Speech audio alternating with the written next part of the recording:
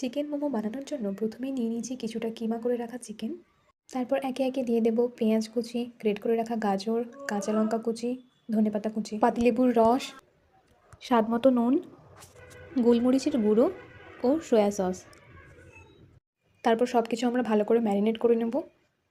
দিয়ে দেব আদা রসুন বাটা, ম্যারিনেট করে কিছুক্ষণের জন্য রেখে দেব। এরপর মোমোর ডো বানানোর জন্য নিয়ে নেব কিছুটা ময়দা, পরিমাণ মতো লবণ ও কিছুটা সাদা তেল।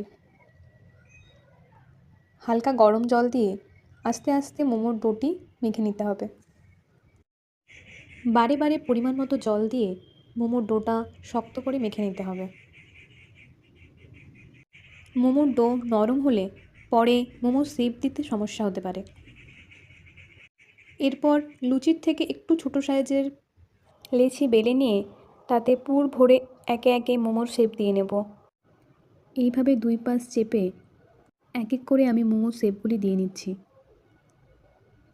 আপনারা চাইলে আরও অনেক রকম পদ্ধতিতে মোমোর শেপ দিতে পারেন।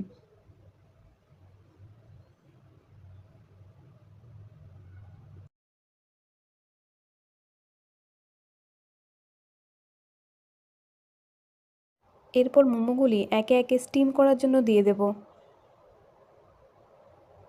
লো টু মিডিয়াম ফ্লেমে 10 থেকে 15 মিনিট ধরে মোমোগুলি স্টিম করে নিতে হবে। এভাবে খুব সহজ পদ্ধতিতে বাড়িতেই বানিয়ে ফেলুন চিকেন স্টিম মোমো। রেসিপিটি ভালো লাগলে লাইক, কমেন্ট ও সাবস্ক্রাইব করতে ভুলবেন না।